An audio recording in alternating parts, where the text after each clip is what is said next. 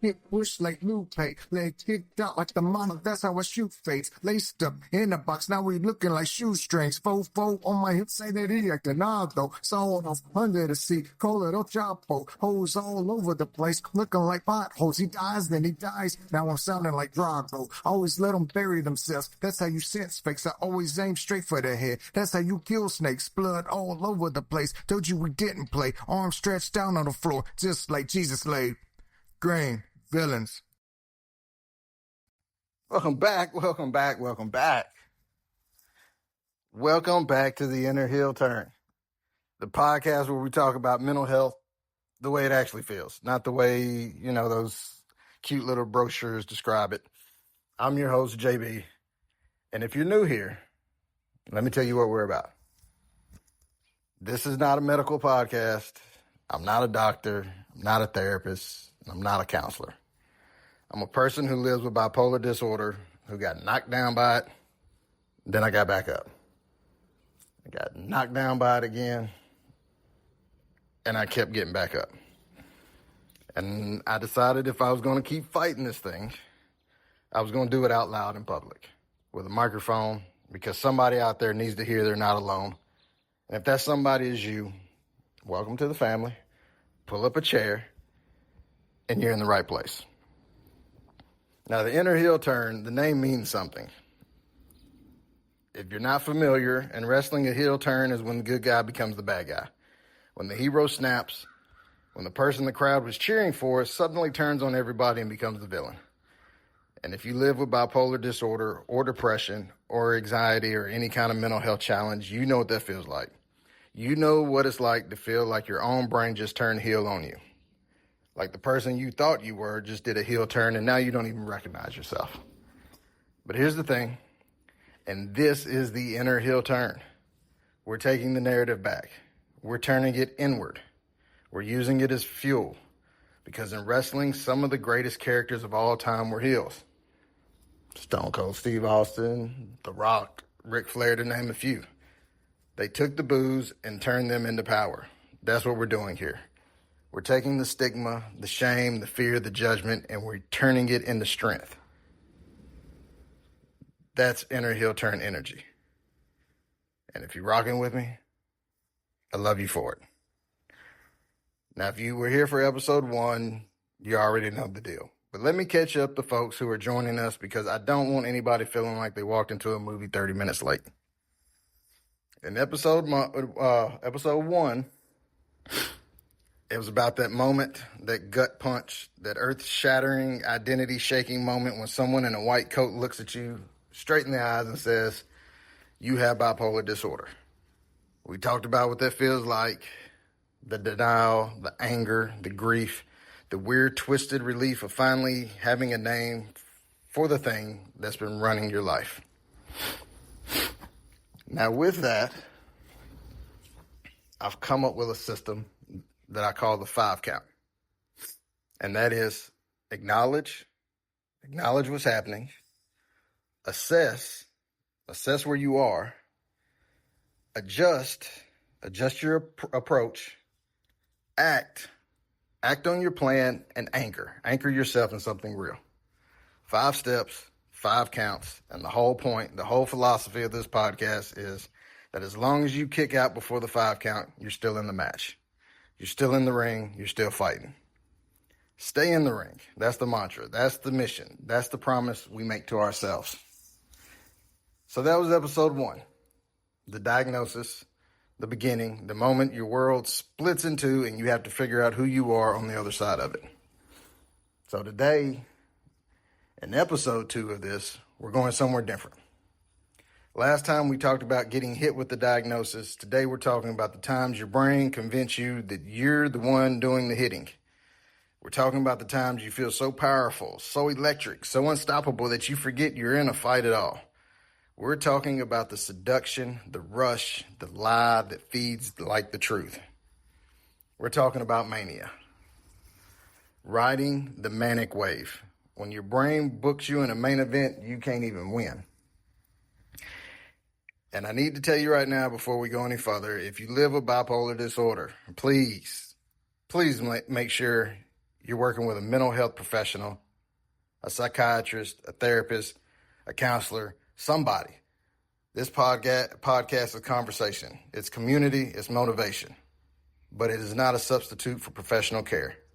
I'm going to say that multiple times a day because it matters. Your mental health team is your corner. Don't step in the ring without your corner. Now let's get into it. Let's talk about what mania actually feels like from the inside.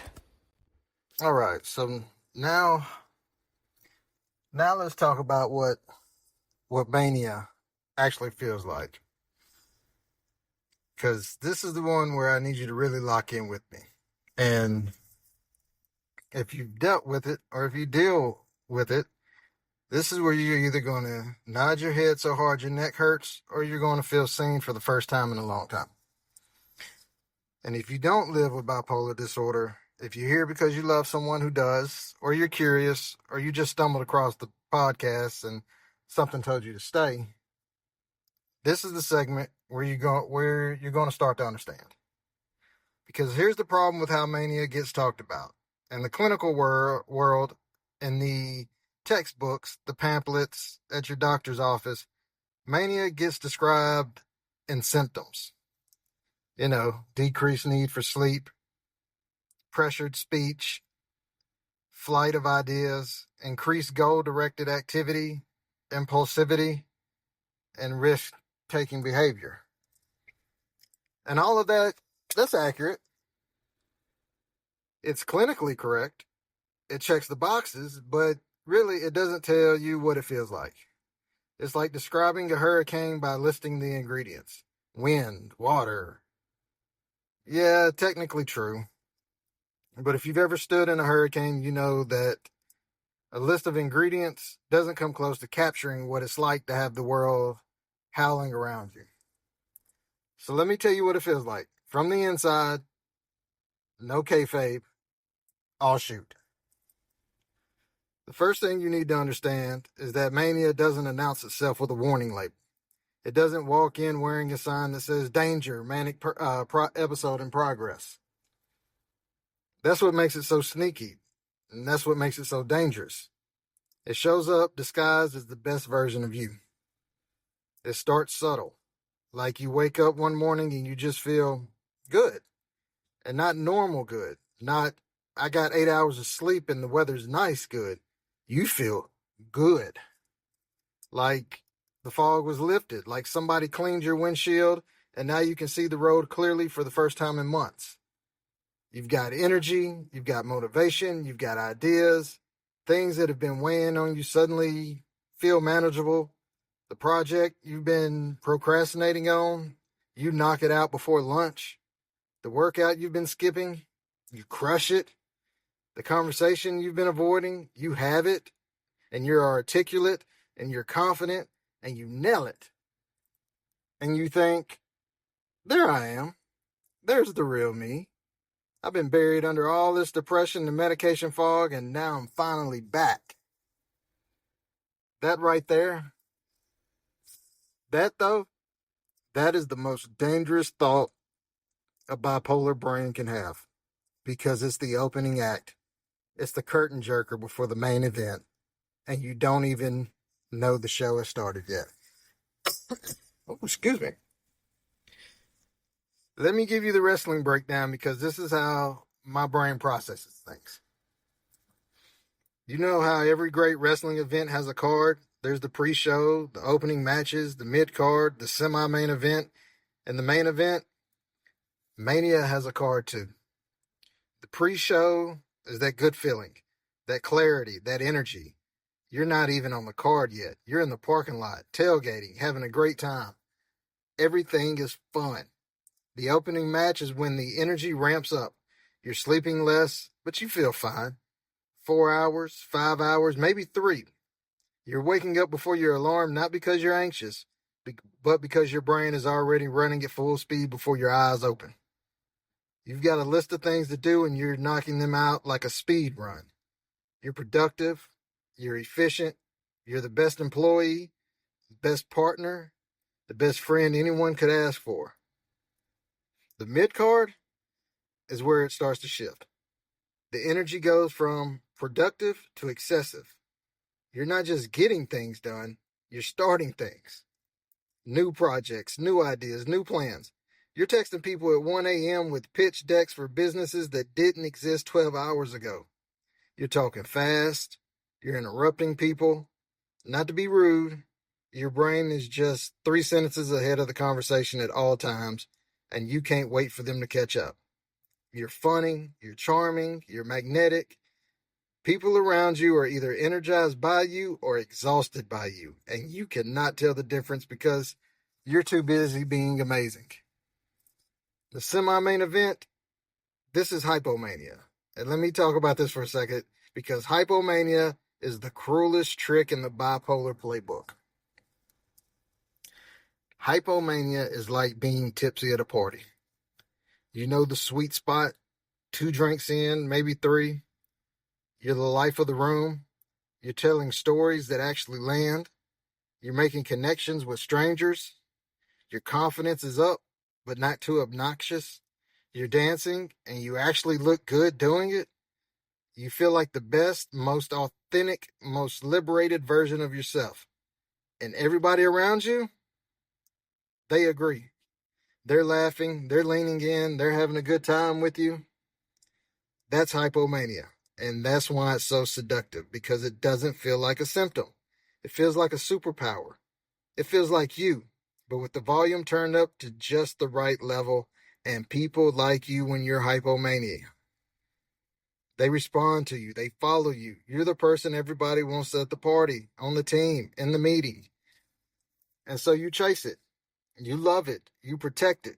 You make excuses for it. I'm not manic. I'm just in a good mood. I'm not manic. I'm just motivated. I'm not manic. I'm just finally being my true self. That's a shoot right there. I've said every single one of those sentences multiple times to therapists, to friends, to myself in the mirror at 4 a.m. while rearranging my entire bedroom for the 3rd time that week. But see, hypomania is the semi-main event. And after the main event hits. And that's full mania. Full mania is not tipsy at a party. Full mania is blackout drunk at a funeral. You don't know where you are. You don't know what you're doing. The people around you aren't entertained anymore. They're terrified. And you can't see it because you're inside the hurricane, and from the inside the hurricane, it just feels like wind. Full mania is when sleep doesn't just become optional, it becomes impossible. Your brain will not stop. It's a runaway train with no brakes, and every thought is connected to every other thought, and you can see the pattern. You can see the matrix. You can see how everything in the universe is linked together, and you're at the center of it.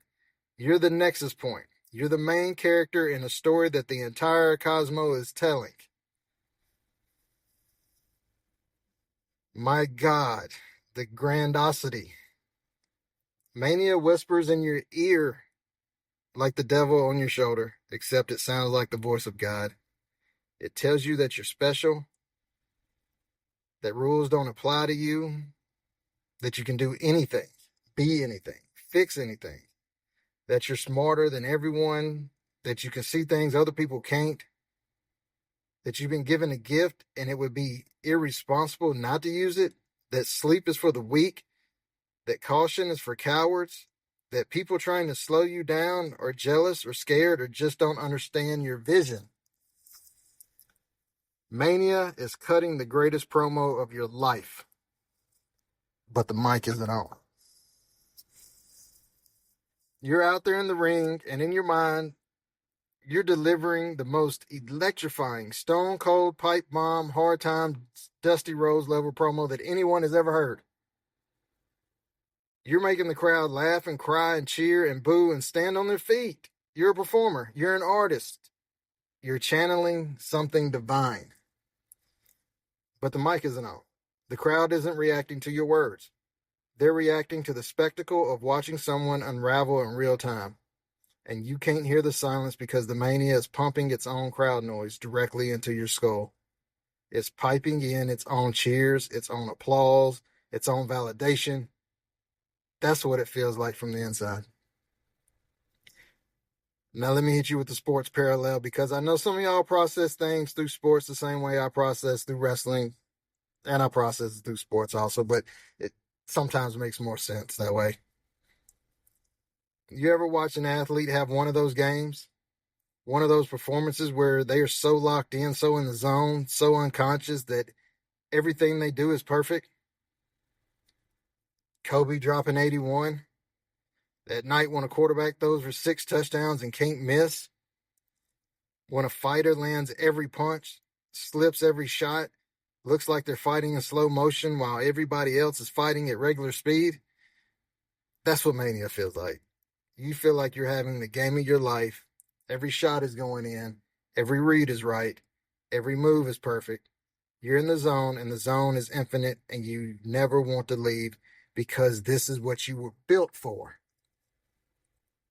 But here's the difference. When Kobe drops 81, the scoreboard reflects it. The stats are real. The performance is sustainable within the context of his career. When mania gives you that feeling, the scoreboard is lying. The stats are fabricated, and the performance isn't just unsustainable. It's actively destroying you while you think you're winning. And then there's the creativity trap. I got to talk about it because it's one of the most dangerous parts of the whole thing. I guess dangerous is the wrong word. But you get the gist. Some of the most brilliant art, music, writing, and innovation in human history has come from minds that were manic or hypomanic states. That's not speculation, it's documented. Throughout history, some incredibly gifted people have lived with bipolar disorder and channeled those manic episodes into creative output that changed the world. And that creates a trap. A nasty, seductive, career-ending trap, because it makes you think the mania is the gift. It makes you believe that your creativity, your insight, your brilliance, all of it comes from the mania. And if you take that away, if you medicate it, if you manage it, if you bring it under control, you lose the thing that makes you special. That's a lie. I need to say that again for the people in the back. That is a lie. You are the gift. Your talents is yours. Your creativity, it's yours. Your brilliance, guess what? It's yours. The mania didn't give you those things. It just hijacked them. It takes your creative engine and removes the governor so it redlines until the engine blows. The mania is not the source. It's like a performance-enhancing drug that also destroys your kidneys, your liver, your relationships, and your bank account. Yeah, you might hit more home runs, but the cost is everything. Talk to your mental health professional about this. For real, if you're someone who fears that treatment will always take away your creativity, have that conversation with your doctor. Because there are approaches, there are strategies, and you don't have to choose between your art and your stability. That's a false choice that mania wants you to believe because it keeps you sick. I've been in that trap. I've sat in a therapist's office and talked about how my manic episodes were productive. I brought receipts. I showed them writing I did during a hypomanic phase. I told them about projects I launched, projects I was thinking about launching, the connections I made. And you know what my therapist said? Show me what happened after. After the crash, the depression, the weeks in bed, the relationship damage, the money spent, the projects abandoned, the wreckage. When you factor in the after, the math doesn't math. The return on investment of a manic episode is negative every single time. The gains are temporary. The losses are compounding. That's the shoot. That's as real as it gets on this podcast. All right, now after that, we got to talk about the part that nobody wants to talk about. I mean, really, a lot of this nobody wants to talk about, but you kind of need to. It's the part that kind of makes your stomach turn when you look back on it, and it It's also the part that makes you want to crawl into a hole and never come out. And that's the wreckage. Because mania doesn't just make you feel invincible, it makes you act invincible also. And when an invisible person makes decisions, those decisions, they have real world consequences that you have to deal with long after the mania has packed up and left town. But let's start with the money, because the money thing is one that keeps you up at night even when you're not manic. When you're manic, money becomes theoretical. It's not real anymore. It's just numbers on a screen, and the numbers don't matter because you're about to generate so much wealth with your brilliant ideas that whatever you spend now is just an investment in your future empire. You're not spending, you're investing. You're not being reckless, you're being bold. Bezos didn't build Amazon by being cautious, right? Gates didn't revolutionize computing by playing it safe. You're a visionary. Visionaries spend money. So you spend. And you don't spend like a normal person going on a little shopping spree. You spend with the conviction and velocity of someone who has been personally assured by the universe that the money will come back tenfold. You buy equipment for the business you're going to start. You buy courses you're going to take. You buy clothes for the new version of yourself that's emerging. You buy gifts for people, extravagant, over-the-top gifts, because generosity is part of your brand now, and you want everyone to know that you've leveled up. You sign up for things, subscriptions, memberships, programs, a gym membership at a fancy gym, a co-working space, an online course that costs $400, a meal delivery service, a meditation app. Oh, the irony. You sign up for a premium meditation app while your brain is doing backflips at 3 a.m. And the credit cards. Lord have mercy, the credit cards. When you're manic, a credit card limit isn't a boundary. It's a target. It's the high score in a video game, and you're going for the record.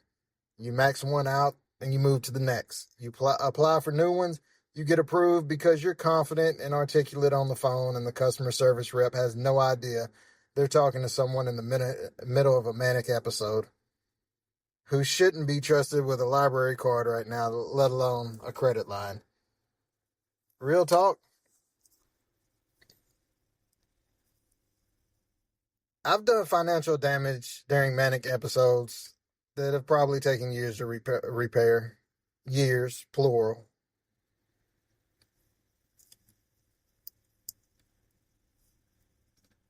Because mania doesn't operate on a normal timeline. Mania compresses months of bad decisions into a single weekend.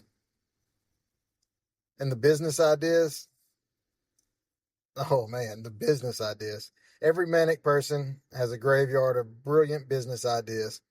Ideas that seem like absolute slam dunks at 2 a.m. Ideas that you spend hours developing, writing business plans for, buying domain names for, telling everyone about. The podcast, the clothing line, the app, the consulting firm, the nonprofit, the book, the course, the brand. Each one is going to change the world. Each one is the one. Each one is the thing that's going to validate every struggle you've ever been through. The thing that's going to prove to everyone who ever doubted you that you were right all along. And when the mania fades and you log into GoDaddy and you've got 11 domain names registered that you're paying $12 a year for, and not a single one of them has a website attached to it. You've got an LLC filed with the state for a company that doesn't exist. You've got a half-finished business plan that reads like it was written by someone on a completely different planet, because really it was. Manic you is a different person, and stable you has to clean up after them like a parent picking up after a toddler who just got into the finger paint. Now let's talk about relationships, because if money is the damage you can see, relationships are the damage you feel.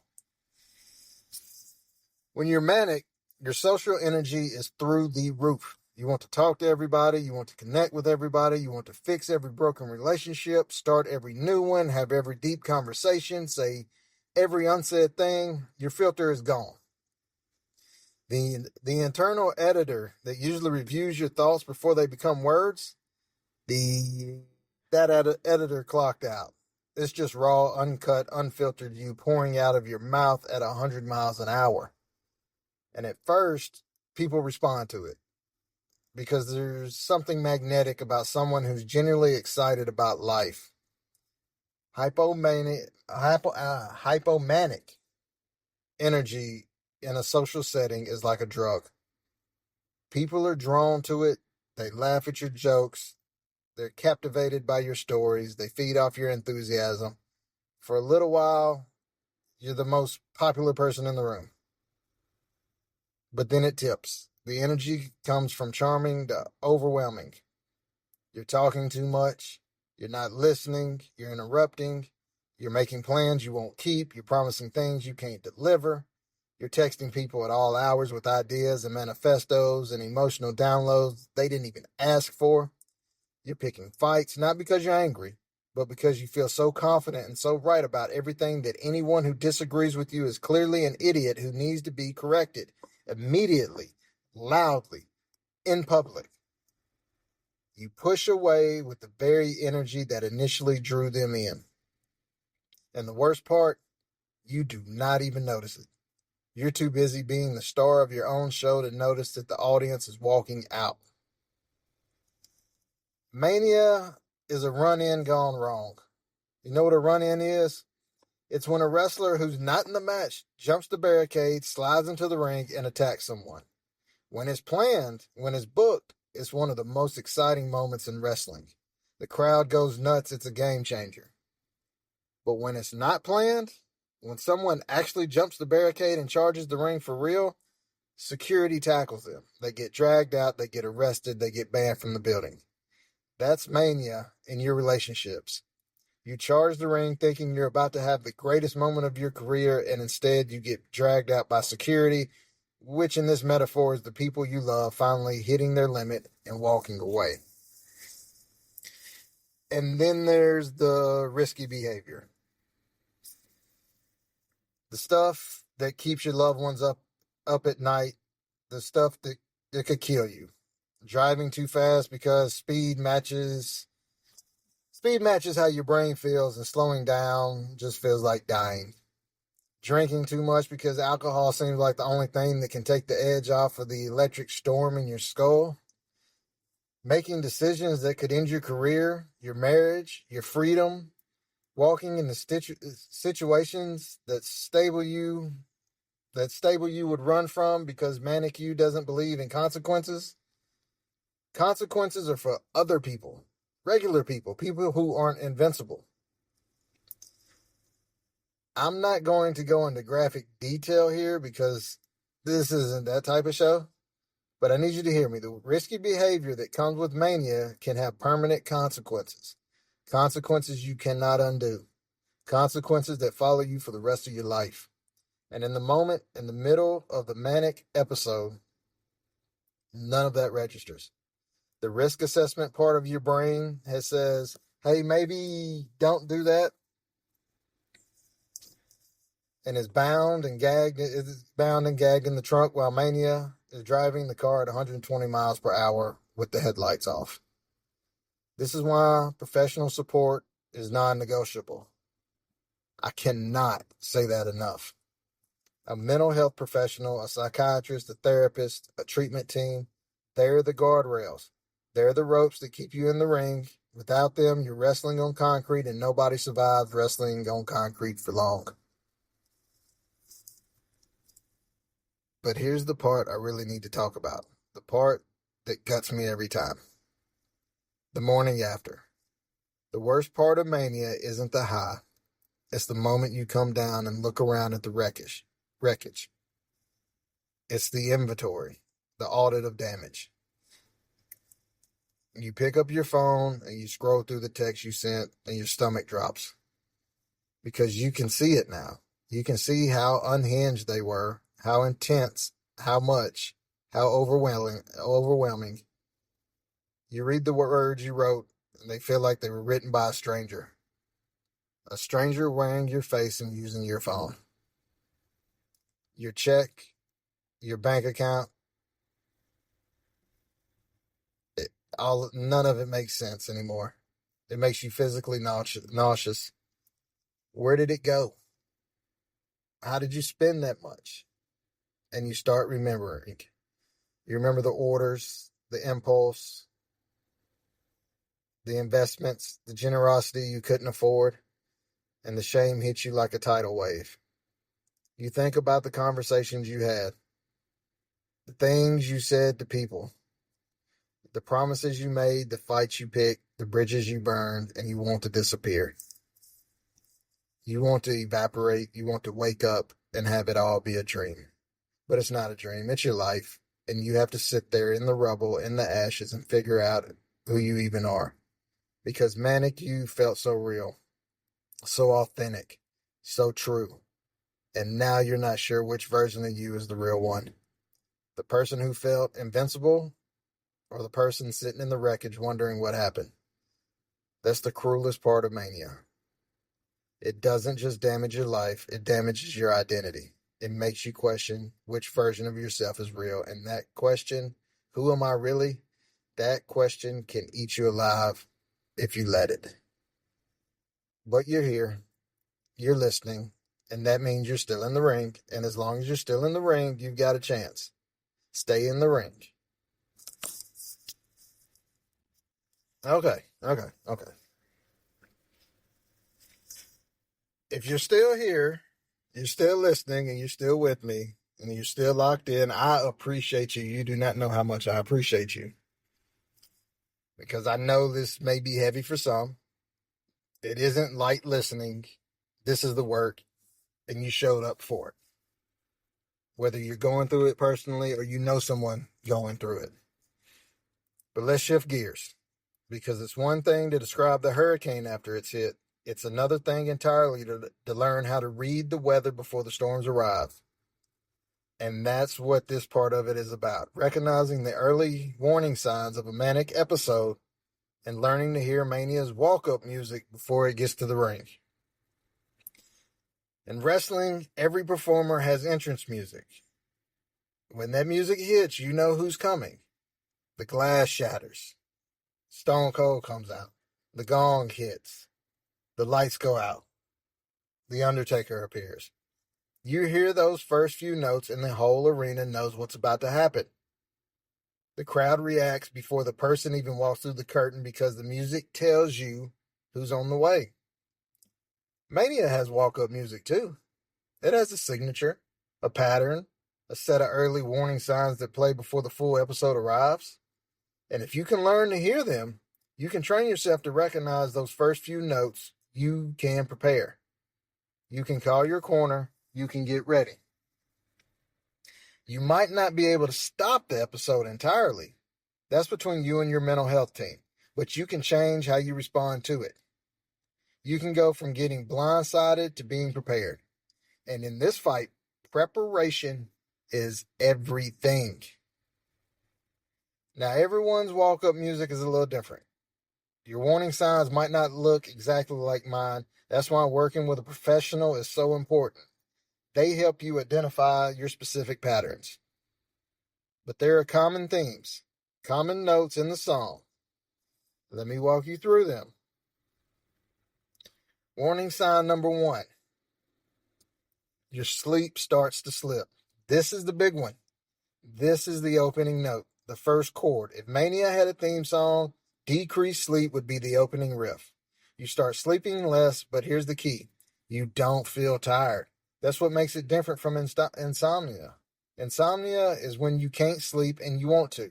This is when you don't sleep and you feel fine. 5 hours, then 4, then 3, then you're waking up at 3 a.m. feeling like you just had the best 12 hours of sleep of your life, even though you went to bed at midnight. Your body is running on fumes, but your brain thinks it's got a full tank. The gas gauge is lying, the engine is running hot, and you're accelerating because the dashboard says you got plenty of fuel. If your sleep starts dropping and you feel more energized, not less, that's the glass shattering. Stone Cold is on his way. Warning sign number 2, your thoughts start racing. This one creeps in.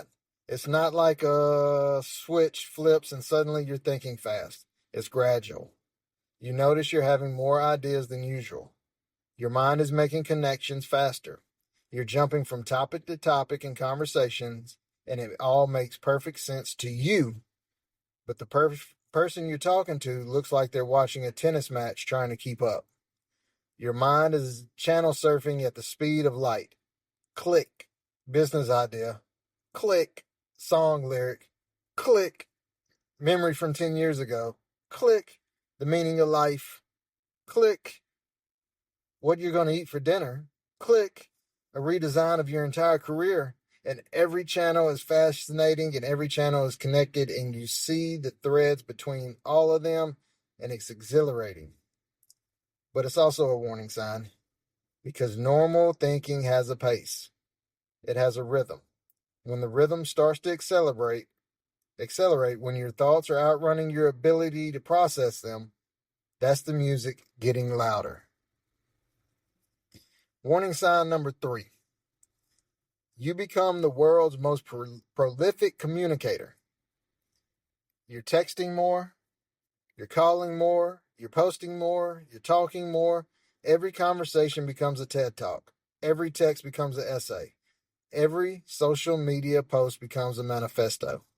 You're cutting promos nobody asked for. You're sharing insights with strangers.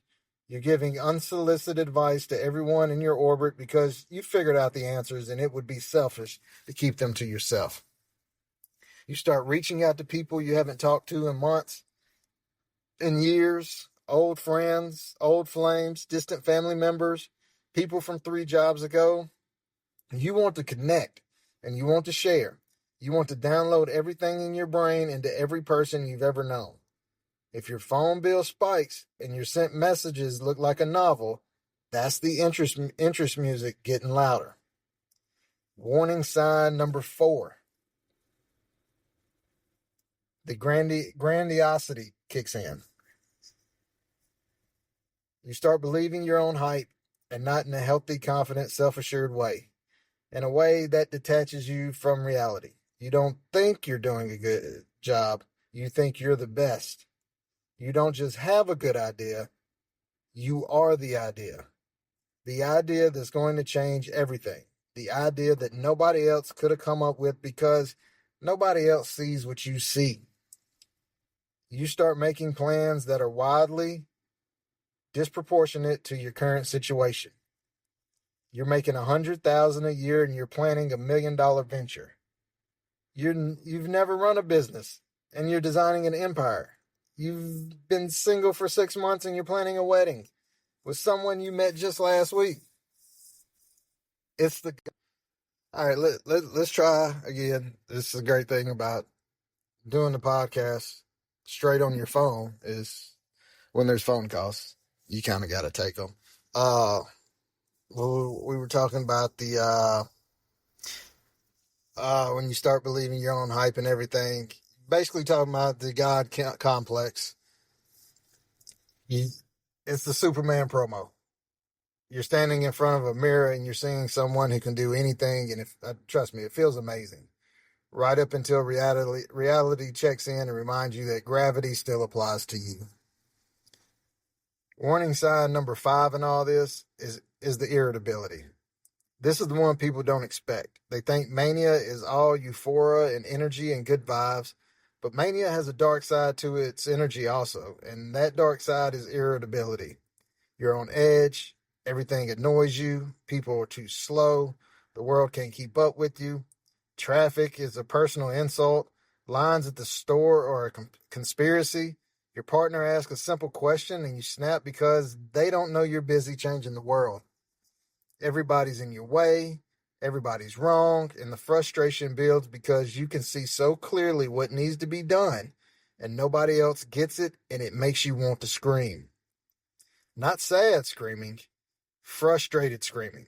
The screaming of someone who thinks they're surrounded by people who can't see what's obvious. If you notice yourself getting irritated like this by small things, if your fuse gets shorter while your energy gets higher, that is a warning sign. That's the music. Right here, that's where the 5 count comes in. If you don't remember it, You acknowledge it. I think I might be heading into a more manic episode. Just say it out loud if you have to yourself, to your partner, to your therapist, to your journal. Name it, because naming it takes away some of its power. Knowing your opponent's finisher means you can see it coming and counter it. You can't counter what you won't name. Assess it. Where are you on the scale? Is this early, the pre-show, the opening match, or is this further along? Are you still functional? Are you still making rational decisions, or are you starting to slip? Be honest. This is not the time for kayfabe. This is a shoot assessment of where you really are. Then you adjust. Change your behavior immediately. Tighten up your sleep routine. Put the phone down after a certain hour. Limit your spending. Physically give your credit cards to someone you trust if you have to. Cancel the plans you made at 2 a.m. Pull back from the projects you started in the last 48 hours. Slow down. Then you act. Execute your safety plan. And if you don't have a safety plan, this is me telling you, pleading with you to develop one, your mental health with your mental health professional. A safety plan is your playbook. It's your game plan. It tells you who to call, what to do, where to go, what steps to take when the episode is building. Without a safety plan, you're walking into the ring without knowing any moves. You're going to get pinned. Then your anchor. Ground yourself in something real, something tangible, something that exists outside the manic narrative your brain is writing. Call a friend who knows your situation. Look at a photo that reminds you of who you are when you're stable. Read a letter you wrote to yourself during a stable period. Touch something physical. Hold ice. Feel the texture of your chair. Plant your feet on the floor. Anything that connects you to reality, because mania is trying to pull you into its version of reality, and you need a tether to the real world.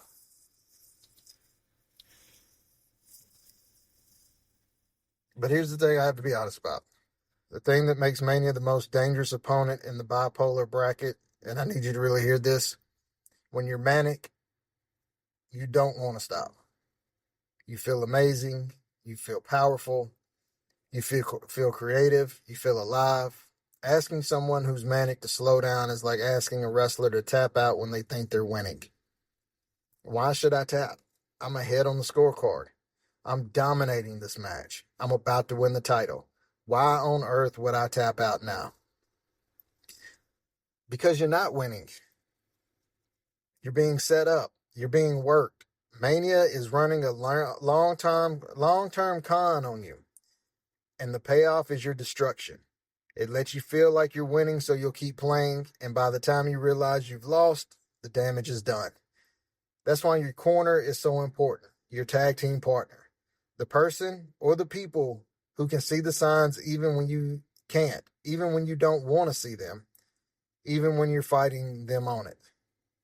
If you have someone in your life who said to you, hey, are you okay? You seem a little elevated, and your first instinct was to get defensive, to dismiss them, to get angry, to insist you're fine and everyone needs to stop trying to hold you back. That person was seeing something real. That person was hearing the walk-up music. And even though it feels like you're trying to stop, they're trying to save you. Let them. Please, let them in. Give them permission while when you're stable to call you on it when you're not. Give your tag team partner a signal, a code word, something that says, I see it, and I need you to trust me right now, even though your brain is telling you not to. Work this out with your mental health team. This is the kind of thing a good therapist or psychiatrist can help you build into your safety plan. Recognizing the walk-up music doesn't mean you can prevent every episode, though. Bipolar disorder is a medical condition, and episodes can happen even when you're doing everything right. But recognizing the signs early gives you a chance to minimize the damage, to get your corner ready, to put the guardrails up, to protect the things that matter to you most. And that's not weakness. That's strategy. That's game planning. That's studying the tape on your opponent and showing up prepared. That's inner heel turn energy. All right, if you stayed with it this long, I've told you I appreciate it. But hey, we're almost through it. Okay. The I set this 5 part series up the way I'm setting it up. Of course, I've been saying I want all the shows to be longer. And once I focused in on wanting to do this, everything has come out. I want to say perfectly. I just have to execute it. I half the time I can't talk. All right. So we've talked about the high.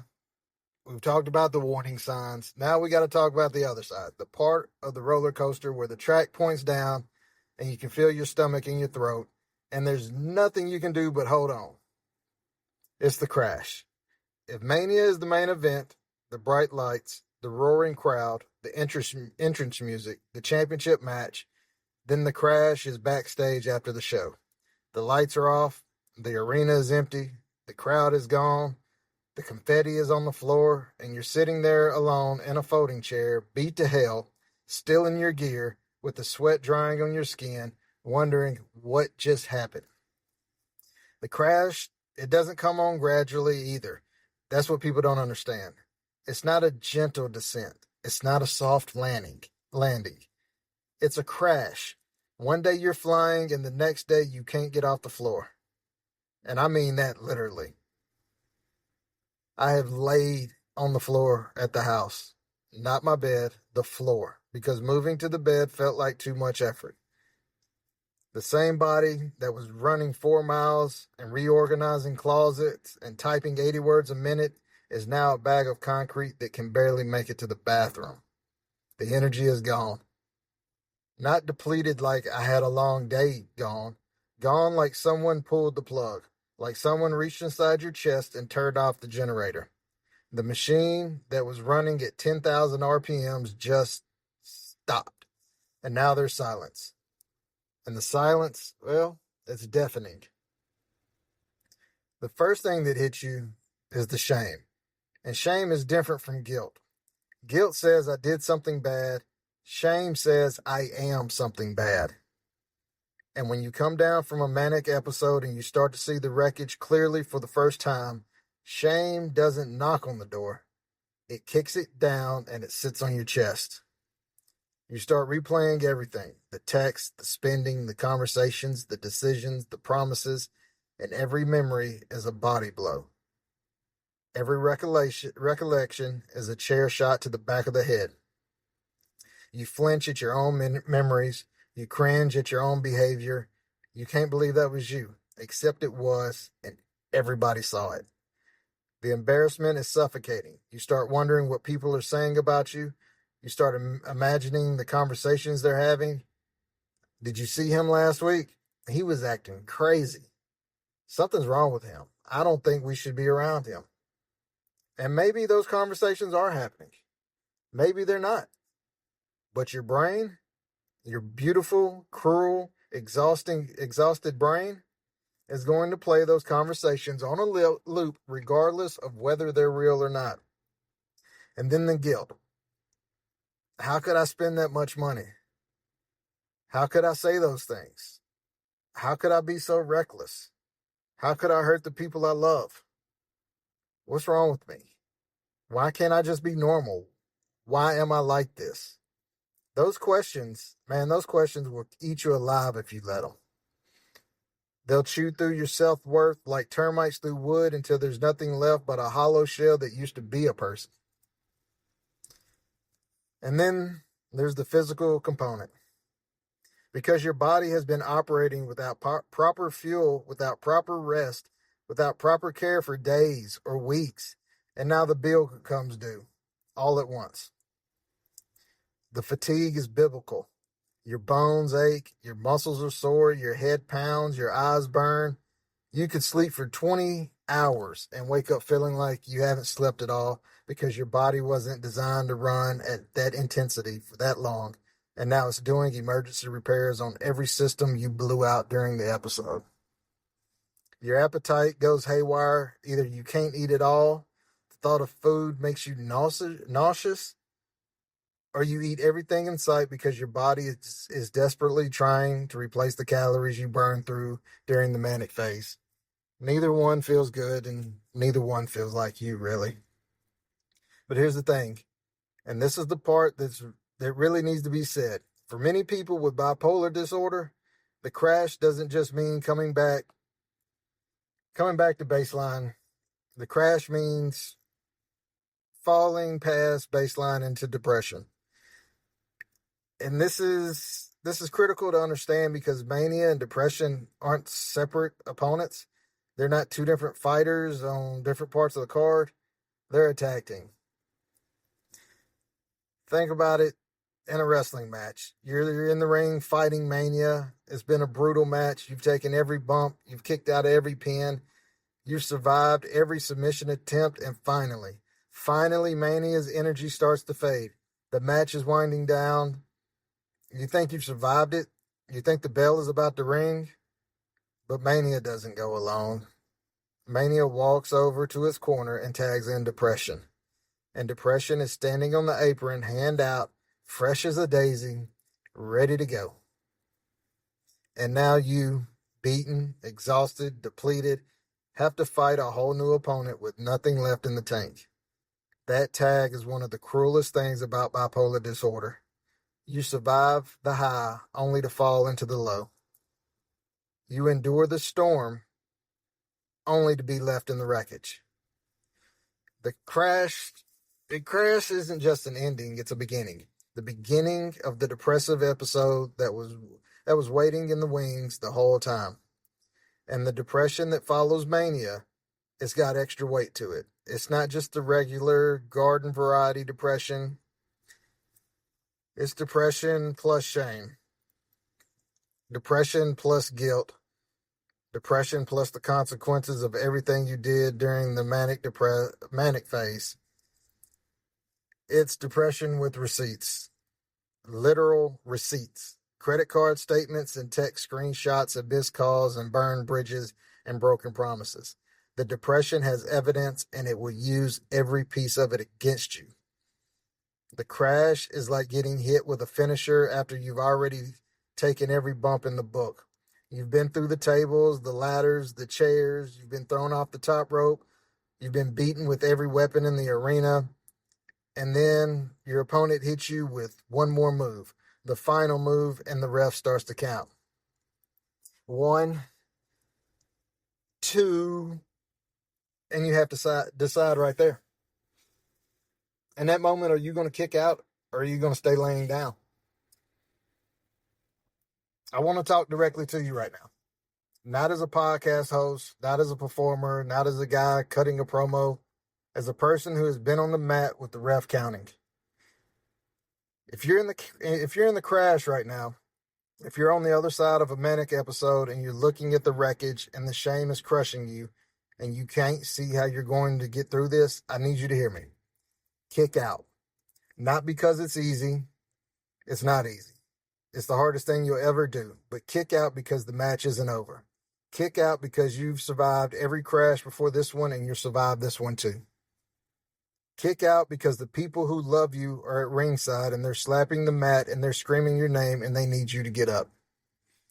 Kick out and then call your doctor. Call your therapist. Call your person. Let them help you. You don't have to do this alone. In fact, you can't do this alone. And asking for help isn't tapping out. It's tagging in your partner. The cycle of bipolar disorder, mania, crash, depression, stability, and then the whole thing threatening to start again is the fight of a lifetime. It's not a single fight. A whole career's worth of fights. And some fights you win clean and some fights you barely survive. Some fights you lose. But as long as you keep showing up at the next one, as long as you keep walking through the curtain and stepping through those ropes, you're still in the game. Let me give you another parallel, which I think will help. You know the post-championship hangover? in the NBA and the NFL, you win the title, and the next season you come out flat. The hunger is gone. The motivation is gone. The thing you were chasing, you caught, and now you don't know what to drive for. The post-championship letdown. The crash after Mania is like that, but amplified 1,000-fold. Because at least the athlete who won the championship has the ring to show for it. The trophy, the banner, the memories. When you crash after Mania, you got nothing. No ring, no trophy, just the wreckage and the understanding that the championship was a hallucination your brain created. But here's what the athlete does after the post-championship letdown. They go back to work, they start training again, they set new goals, they rebuild, slowly, painfully, without the high of the chase. They do the boring, unglamorous daily work of being good at their craft. That's what we do too. After the crash, after the depression, we rebuild. We go back to our mental health team, we assess the damage, we make amends where we can, we adjust our treatment if we need to, and we start the boring, unglamorous daily work of maintaining stability. It ain't sexy. It ain't exciting. There's no pyro. There's no interest music. There's just you showing up, doing the work one day at a time. But that's where the real championship is won. In the daily work, in the routine, in the showing up. So you know what you got to do. You must stay in the ring. Well, we did it. Part 2 of this Part 5 series is wrapping up. I'd say we went deep today. Hopefully we went to places that are uncomfortable and raw and real. And if you're still here, if you rode this whole wave with me from the cold opening to right now, I want you to know I respect the hell out of you for that. This isn't easy listening. This is hard listening. And the fact that you chose to spend your time here to sit with this, to let these words hit you, that tells me something about you. It tells me you're a fighter, even if you don't feel like one right now. But let me leave you with this. Mania wants you to believe you don't need anybody. That's a lie at the center of it. The invincibility, the God complex, all of it funnels down to one core message. You don't need anyone. You can do this alone. You're above needing help. That is a lie. It's the biggest, most dangerous, most seductive lie your brain will ever tell you. And I need you to fight it with everything you got. The truth, the shoot, the real, the unworked, unscripted truth is that you need your corner now more than ever. You need your people. You need your doctor. You need your therapist. You need your friend who's not afraid to tell you the truth. You need the partner who loves you enough to push back when your brain is running wild. You need the structure, the routine, the medication, the sleep, the boring, beautiful, unglamorous machinery of stability. You need all of it. And needing it doesn't make you weak. It makes you strategic. It makes you smart. It makes you a veteran who knows that the way to have a long career is to protect yourself, to take care of your body and your brain, to fight smart instead of just fighting hard. I've been doing this, living with bipolar disorder, riding the manic wave, surviving the crashes, rebuilding from the wreckage for a long time now. And if there's one thing I've learned, one thing I tattoo on I got to find another empty spot. If I had to pick a single sentence to live by, it's this. Stay in the ring. Stay in the ring when mania tells you to jump the barricade. Stay in the ring when depression tells you to walk out. Stay in the ring when the crowd is booing and the ref is counting and your body is broken and your mind is lying to you. Stay in the ring. Stay connected to your people, to your treatment, to reality. Stay honest. Stay honest with yourself, with your team, with the people who love you. Stay open. Stay open to help. Stay open to change. Stay open to growth. Stay open to the possibility that the best version of you isn't the manic version. It's the stable version. The version that shows up consistently, the version that does the work, the version that's here for the long haul. That's how you survive the wave. You don't try to ride it alone. You don't try to control it with willpower. You build a team, you build a plan, you build a structure, and you hold on together. So, if this episode hit you in any way, if it resonated, if it made you feel seen or understood or less alone, share it. Don't do it for me. Don't do it for the download numbers. Share it because somebody you know needs to hear this. Somebody in your life might be riding the manic wave right now and they might not know what's happening. In this episode, these words, this conversation, it might be the thing that makes them pause. It might be the thing that makes them call their doctor. It might be the thing that saves their life. Mental health is not a solo sport. It's a tag team match. And the people we bring into the conversation, the stronger we all get. Follow the show wherever you get your podcast. Leave a review if you're feeling generous. It helps other people find us. And hit me up whenever. I read everything, all the emails. Well, most things. I read a lot of things. I try. You know what I mean. So this has been another episode of the Inner Heel Turn podcast. I'll see you next time as we finish up the third part of this, the Depression Dark Room. And it's probably going to be one of the hardest episodes of the series, and I'm going to need you there.